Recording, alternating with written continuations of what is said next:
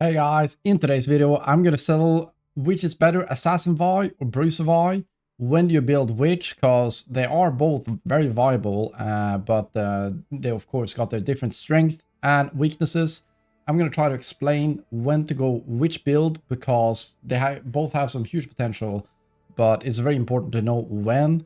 And that depends on your team, enemy team. So I'm gonna take you through a game and even all the way back to Champions League, because that's already when I'm starting to plan not only what I'm going to build, but how I'm going to play, and I'm going to try to explain everything in-game as going about it. Hopefully you're going to be able to learn to this. So we're going to dive into what is known to humankind as Hell on Earth. Yes, that's right. We're going to dive into an Emerald game here.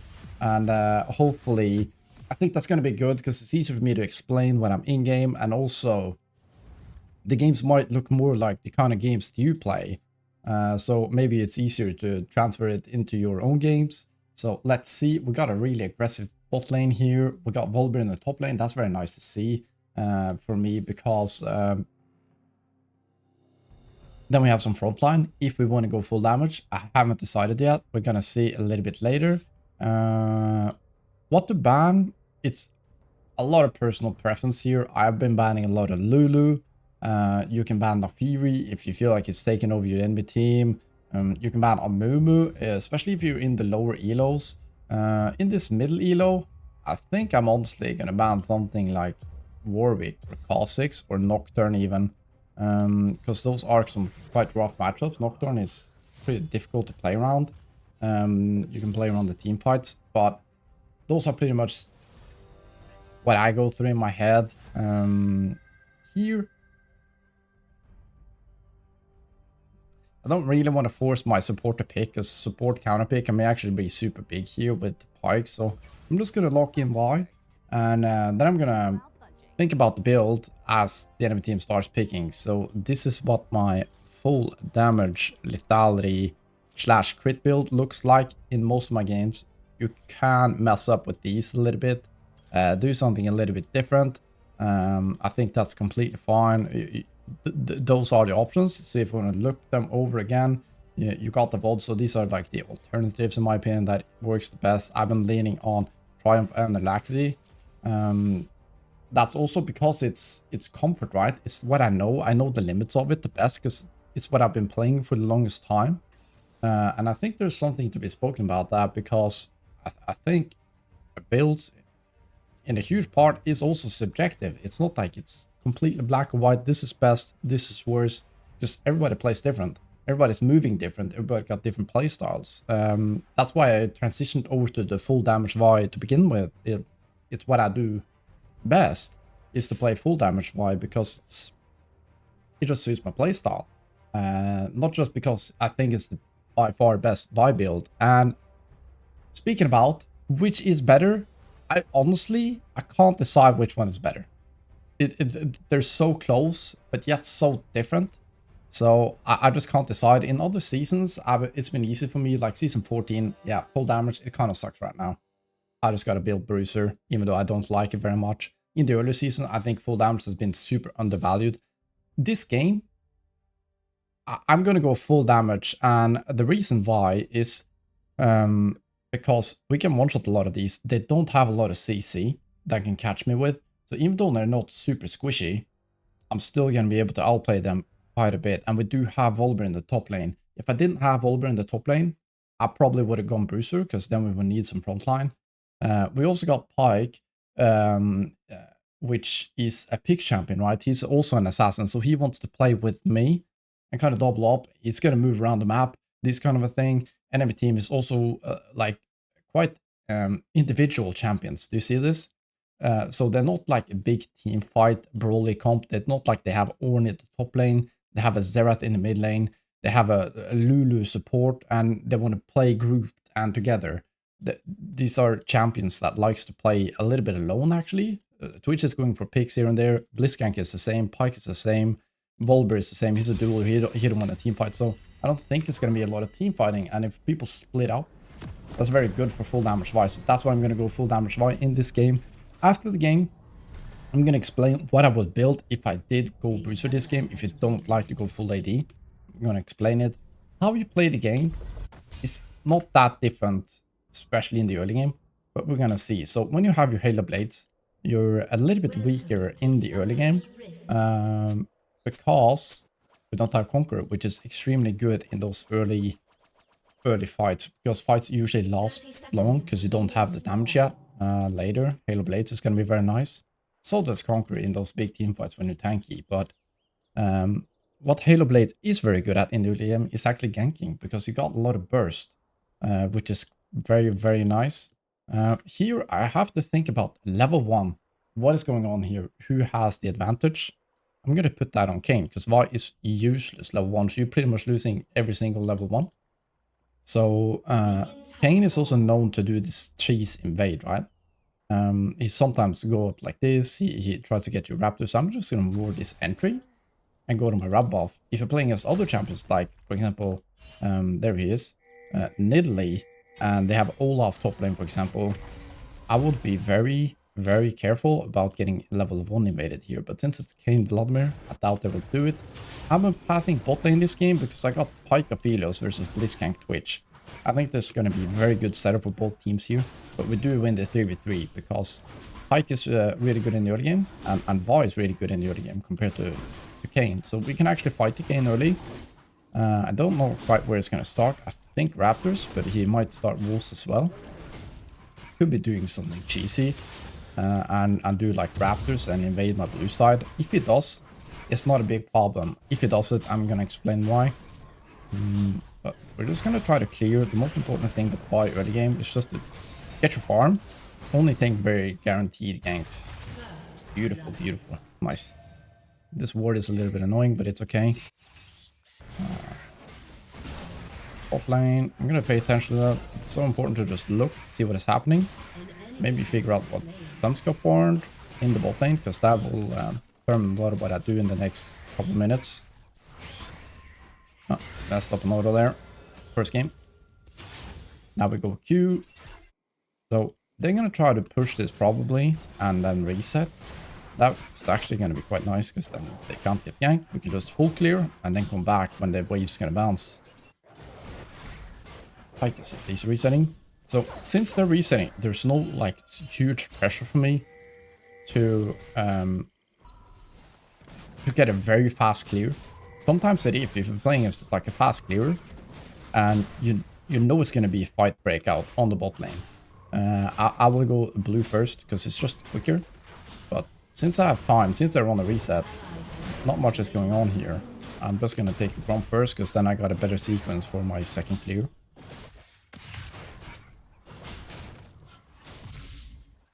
I was ready to smite this, because Silas stayed to push in the wave. But even though if I died, it's not a big deal for him. So as you can see, the wave is bounced, and now it's in a really good position for us. I'm not going to smite this, because I don't have to. Doesn't save me any time. This might be warded, so I'm just going to start the recall. Stay if it turns out they're still here. Probably playing safe because they know. So I'm just going to pick up a couple long swords, get back on the map, because I don't want to be late for these. That's very important, because if I'm late for these, suddenly these can be taken while I'm taking the Krugs, for example, by the Kane, which loves to farm, right? So that's going to be a big issue. So now this spawns at 420. That's just a easy thing to remember.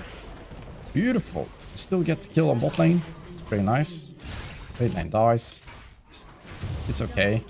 It's not ideal, of course, but it's okay. And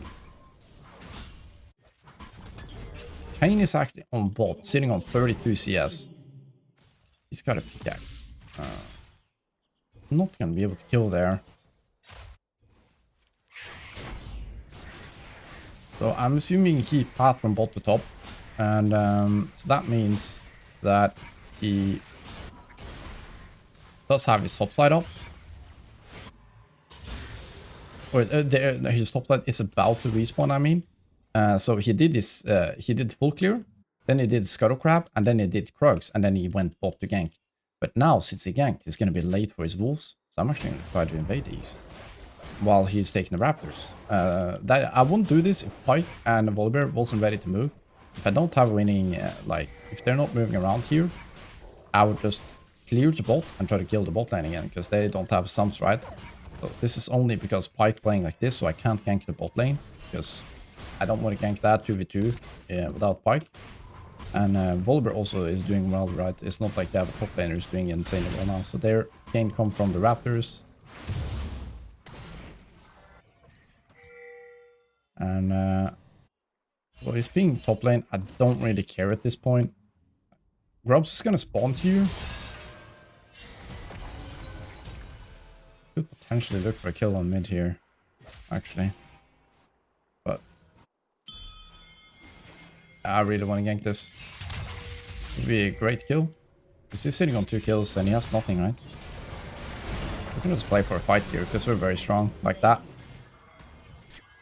Now, okay, he wants me to push because he can't do it. That's fair enough. I have to flash his second Q there. Nice. We do end up killing him. Beautiful. Yeah, you need help to push this. That second crab spawn, so I'm just gonna take that before I reset. Yeah, I had to flash his second Q from Silas. That was the most important thing. Get the passive. I'm gonna get spotted there. That's a little bit bad. Like, I shouldn't have pulled it this way. Just gonna hit a fast recall here. Get back on the map. So you got 2 different builds when they're playing full damage, and I'm gonna go through them. So I'm gonna go these. Pick up a couple long swords. This, I'm not gonna go sweeper quite yet. I'll talk about it in a second. But I'm gonna. So you got 2 different first times, in my opinion, when you go in this full damage assassin style. That is Hubris and it's Ghostblade. And I love to go. I'm gonna go straight to Raptors here because he could invade this potentially. He went straight to Grubs. That's okay. But if I did Krugs, he could have been doing my Raptors, right? I don't want that to happen because he can easily one-shot them. I don't want to give him anything for free because we're winning. And there he is.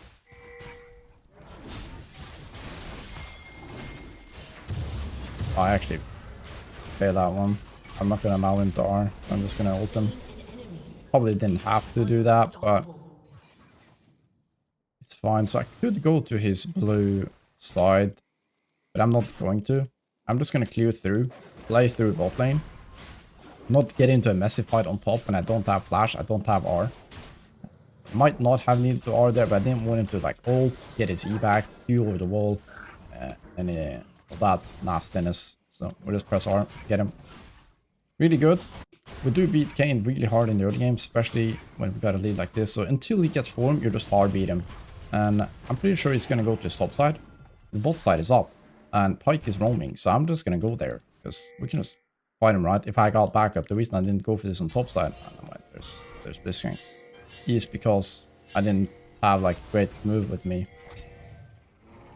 What is this Blitzcrank doing? Okay, so Kane did go to his Krugs actually, Raptors. I thought he did some of his games, except for Red.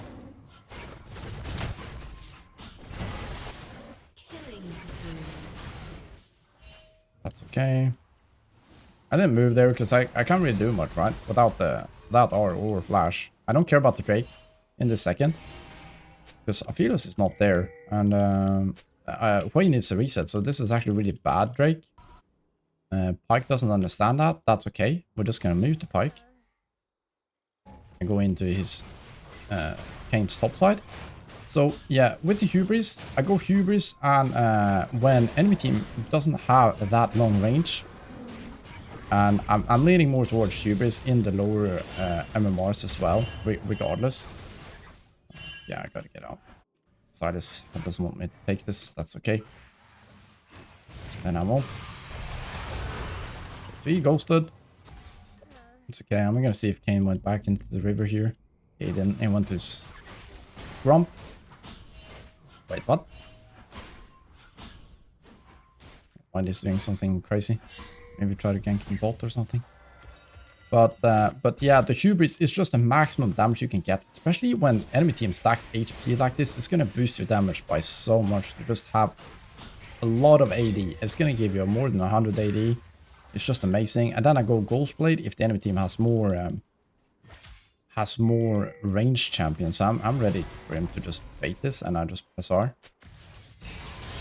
That.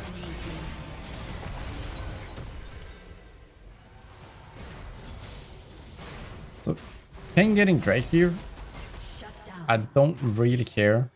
I care that he got this shutdown. That's a little bit annoying, but it's okay.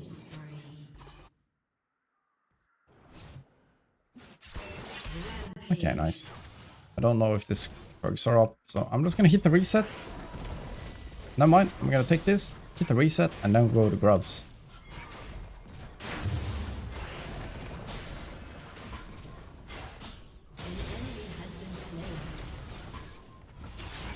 That, and I'm gonna pick up some nice boots called symbiotic boots. But I could also go the City boots in this game because I quite like that into melee champs, but I'm gonna go with what I know. And so yeah, the hubris is just extremely nice. It's just the most amount of damage you can get, and you want to get it first item because you need to stack it up, right? That's how you get a lot of damage on it. Like here, we should probably get a free stack. Even if we get assist, we still get stack. Kane is ganking top, so I'm coming.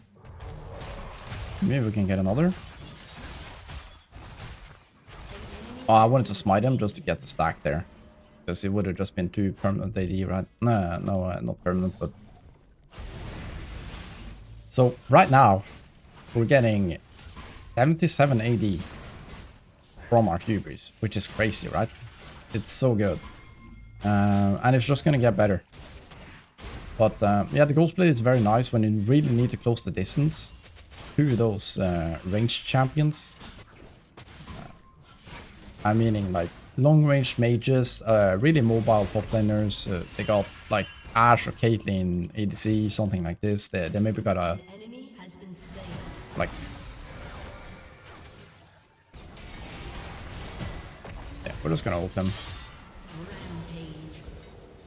And yeah, our AD is just getting bigger and bigger. Now we're getting 79 AD. It's just amazing.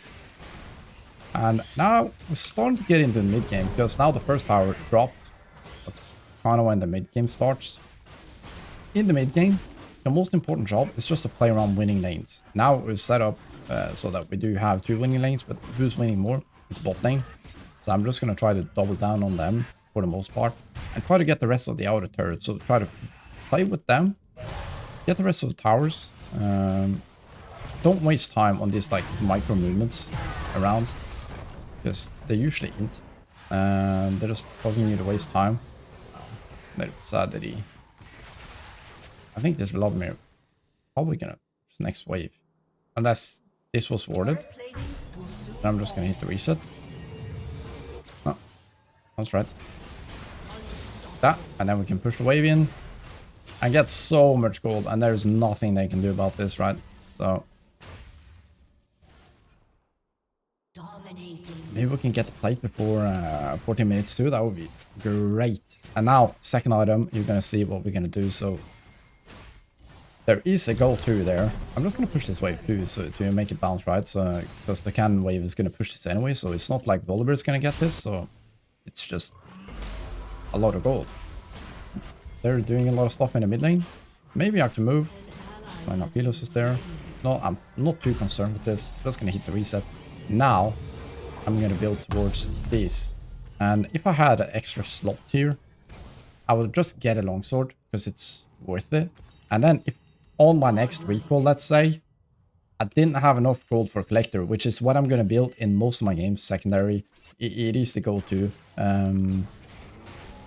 I would just pick up the opportunity because it's actually a really good item with a lot of damage. It does a lot of the same, just doesn't give it crit. But it gives you such a much bigger power spike if you just want to get if you can get it right now and you can't afford the collector. It's a huge difference, and it's just so important to just be strong now. Just being strong now is going to lead to more kills anyways and winning fights. So like having the absolute optimal build for the long term is not optimal. You just need to be strong at any given time. So it's not terrible to build the scaling, but that's just inefficient. Here. So the problem here is my bot lane is top. I would love them to be mid here, or like Pyke is ganking mid. He's playing for our weakest. I'm just gonna ult here. Flash out so I don't get ulted. I don't want to give my shutdown. So Pyke is making a mistake that many junglers do, right? And they gank this lane.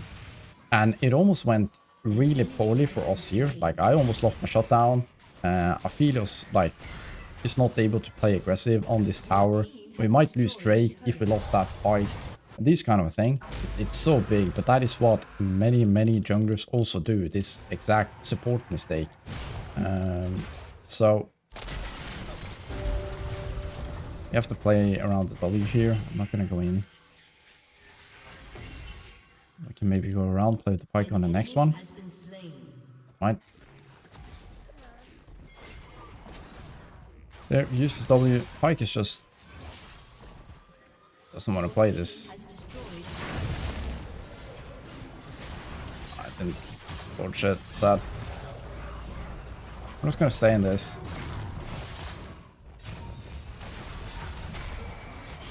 Rip.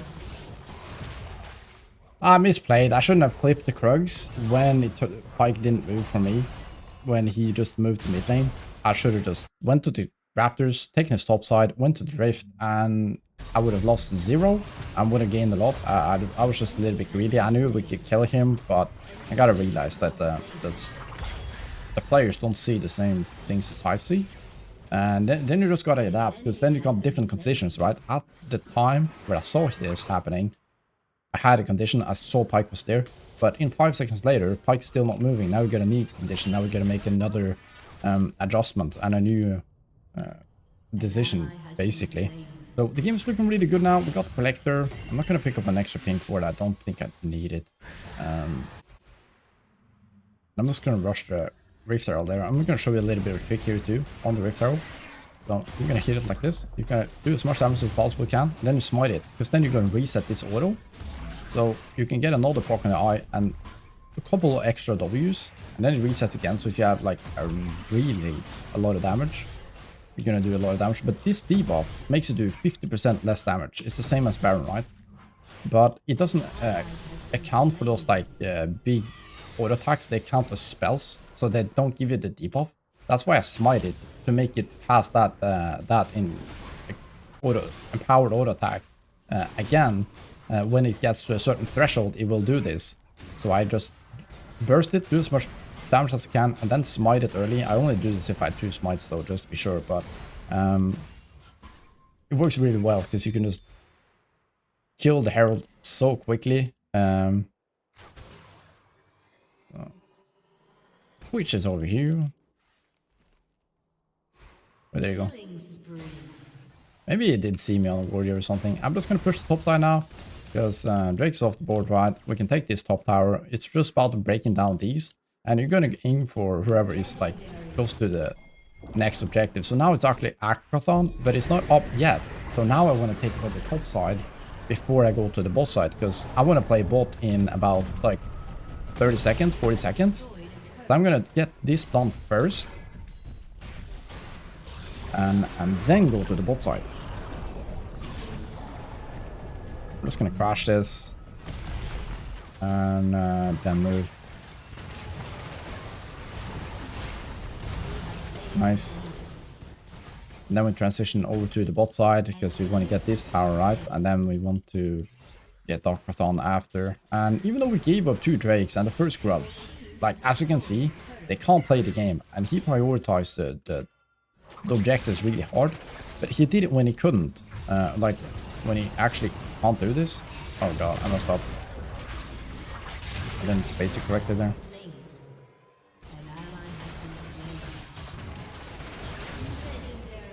So Red Cane is actually a really hard matchup for Vi, but before he gets the form is when we really need to abuse him. And now we're gonna get into the 3rd item, and this is pretty core too, usually, but not always. But here we pretty much come down to 2 items, 2 core items, and then you got a bunch of like alternatives that I'm gonna talk about. So here They're starting to build some armor. I think this guy is going to get some armor. I think this one might get like hourglass or something. I'm not sure.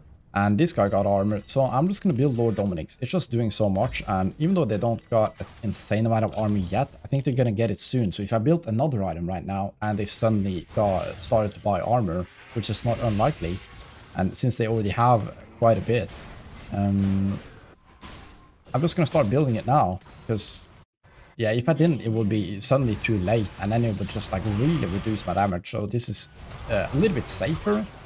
And also, it's also good now, right? So I think we can actually do something here. So, as you can see, this damage is kind of nuts. No! Oh my god, I altered the wrong target. It's early in the morning, okay? It's early in the morning. Okay, that did not just happen. If I alter Vladimir, we just kill him too. That was pretty bad by me.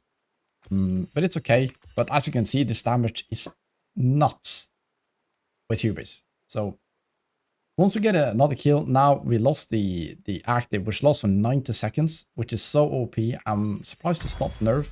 Now we're gonna get a new item. And if you're greedy, you're gonna get Infinity Edge here. But as you can see, my damage is already so crazy. I'm so snowballed. I'm actually gonna get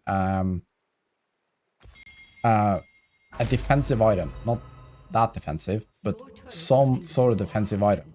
And that is, in this case, I'm actually going to go with Edge of Night. It's not the one I go the most often, but it's really quite good in some games. So you got Infinity Edge, which is the obvious one, right? After your Lord Dominic's, it's just maximum damage. But I don't feel like I need Infinity Edge. I could do it, but enemy team got some annoying champs that can easily catch me, like Blitzcrank, like the Red King, which is a tough matchup, and the Vladimir is also a bit annoying, right? But with this Edge of Night, I'm not gonna get hooked. I really ruined Kane's like ability to just W me, and he also can't just do one spell on me and then ult me, right? Which is also really good sometimes, because his first ability is just gonna get blocked and then he can't press R. It's really quite nice. And it's also good against the Vladimir burst. So for those reasons, I'm just going to get Edge of Night. And I already have enough damage, so now we get a little bit of defense, a little bit of utility. Another item is, which I actually go more often, is Death Dance. It's just so good. It's a lot of damage. It's 60 AD. Gives you that armor. And but in this case, I just feel like the other one does more against more of the enemy. Okay, here something is happening. I'm gonna move. Never mind. We're good. We're good. And you also got more, which is really good. If, for example, this was an AD champion, then I would probably go Death Dance here instead of Edge of Night, because I would just get so much value. But since it's double AP, it feels a little bit bad to build the Death Dance, right? It's not that it's bad, but it's not insane. So I think Edge of Night does quite a lot into many of them. I haven't talked about the... Yeah, I'm gonna talk more about the third item again. So you got Infinity Edge, and then we got the ones I've mentioned now. You got Edge of Night, you got Serpent's Fang if you really need Serpent's Fang. If they have a few shield abusers. So yeah. I think we're starting to cover them all then. It's also about like how early can you get the power spike. Like in this game, I feel like we're gonna win the game in a very short amount of time. So building towards Infinity Edge just feels a little bit bad because it's such a slow item. It's really expensive, and it's not good until you get it. Meanwhile, Edge of Night, for example, is going to be good immediately with the Dirk, which is just a really good component, one of the best. So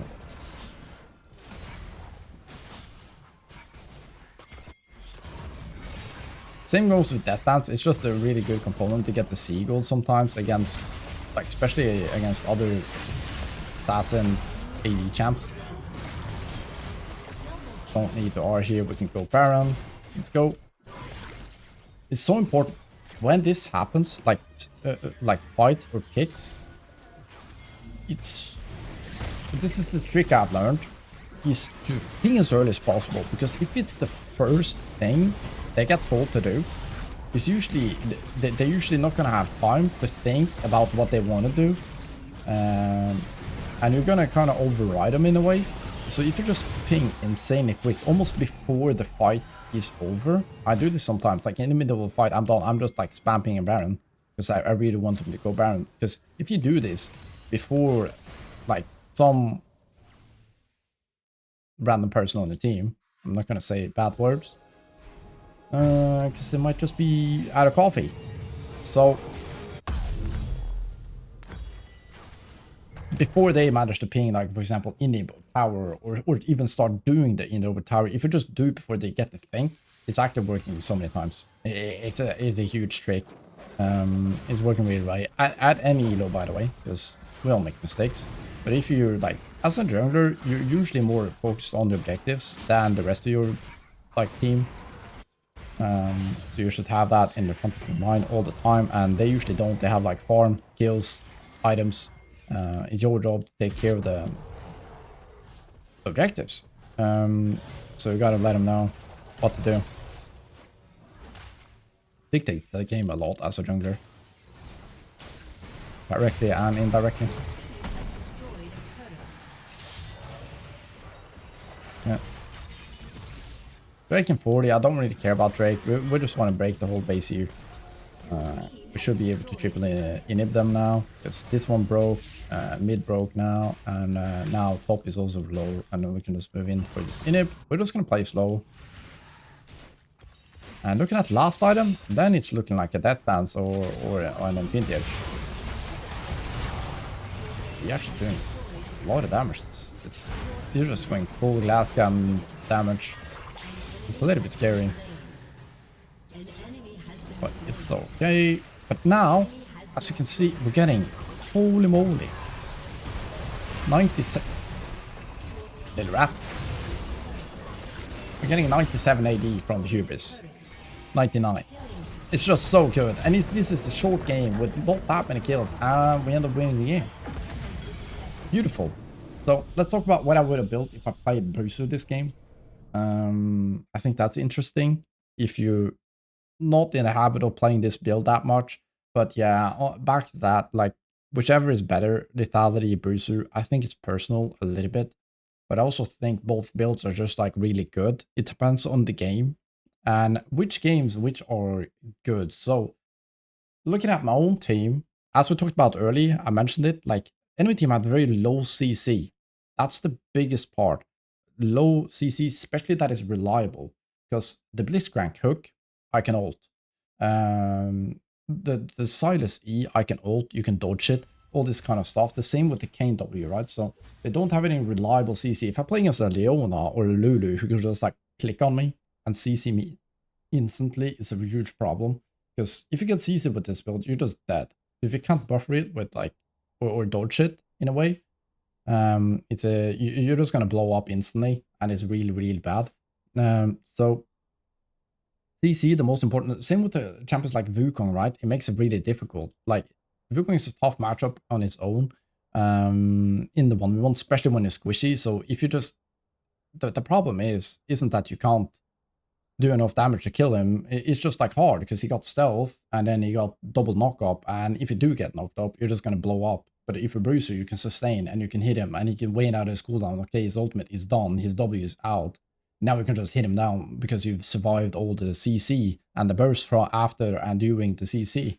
That's when the Bruiser is really important. And you also got like specific champions like that is a huge counter. That is like anti-assassin, like Tom Kench, Lulu, Renata, and so on, which can just like keep champions alive. And Kale. Kale is a little bit different because you can actually one-shot Kale without her being, because you can't cast when she's CC'd. Other champs like Lulu, Renata, they just stand behind. When you go on the real target, they're just going to stand away, press their stupid abilities, and then you can't kill anyone. And that's also a big problem. And if I don't have any frontline, right? Especially if I have a nice front-to-back team fight. Let's say I had a Lulu here instead. That alone would actually incentivize me to build Bruiser, because then we want to play for team fights. But instantly when we got Pyke, we want to play for picks, we want to play Volber in the side lane, this kind of a thing. and we want to play really aggressive. But if we had a Lulu here, it's actually, we have a great backline. And if I get frontline, we have a massive frontline with me and Volibear. I could be the one to go in if we need to. And then we have Way of Helios to protect. They're going to dish the damage from the backline. And then we got Lulu to buff me up, keep me in front, make sure I carry stay alive for a long time. But in this case, that's just not how the game played, because we have this support and enemy team also, right? They're also like huge individual champions that likes to play alone, likes to play solo. And if you have a full damage build, you can just pick people off right, left, and center. You can move around, especially with like with the Ghostblade build, if they're squishier, but it's kind of this same style of champions. This can be so effective. You're just running around the map, especially with the symbiotic boots. I love swiftness and symbiotic boots. I think lucidity boots are still good, especially if you get the boots late. Lucidity boots are very nice because the flash cooldown, the flash is so important when you're playing this full damage build. So it's just very, very nice. So Bruiser, let's talk about it. If I went Bruiser this game, I would have gone Triforce every single time first item. And the reason is we are frontline, yes, but as we talked about, enemy team doesn't have any sort of CC. So you can really use the DPS of Triforce, damage per second. It's just like dishes so much damage with the attack and everything. Whereas Sun and Sky, for example, it's good for like this small burst, staying alive for as long as possible. It's the item that makes it the most tanky, but also gives you enough burst to be relevant, because Vi really do need to build AD. And then second item, I would go Black Cleaver to help out my Aphelios to get the armor off of this guy, and then I would just play front to back, right? So I would go Trinity Force, Black Cleaver. Third, if they had a lot of CC, I would have gone Sterak's. I like that item. In this case, you got a different option. You could go Sun and Sky third also. And I would go Ninja Tabis. So that changes things a little bit. What boots you want, because you're not going to build Merc Threads for MR. That is stupid. You have to build it only for tenacity, and you want to build it rarely, very rarely. It's only if they have like so much CC, because you can get to Sterak's third many times. And also, when you're playing this sort of a frontliner, if you get CC, that's not a big problem as long as you stay alive. You plan to stay alive for your team. And you can use your ultimate to buffer, your E to buffer, your Q to buffer. So that is really big. And yeah, so you got Death Dance, Maw, Randuin's would have been fine. But I would lean towards like Death Dance, Maw, or Sun and Sky on this third item here. Exactly which one? Honestly, not a huge difference. Maybe the best thing would get to do the Ninja Tabis or Swiftness Boots. If you got a Ninja Tabis, you could have picked up a Hex Drinker to stop this flat damage from the Vladimir and the Silas, and you stop a lot of that burst. And then after the Hex Drinker, you wouldn't go full in on the Maw because you don't need that much MR. Then you could go into the Death Dance or the Sun and Sky, and you will be completely fine. Then you have some armor from your plated steel caps. You would have some MR from the Hex Drinker, and then you could get the Death Dance or Sun and Sky. And if that's CC, you could get the Sterak's. So that's how I would build this game. The best, if you really want to know exactly what I think about every single item, I do have a video where I rank all the items for Vi this season, my take on them. I have them in a tier list, and also explain why every single item is in the position that it's at. So if you want to know more about items specifically and how to build them, what I think is good, you can check out that video. But yeah, I hope you enjoyed this style. If you did, make sure to leave a like, and I hope to see you next time. Have a great day. See you later. Bye.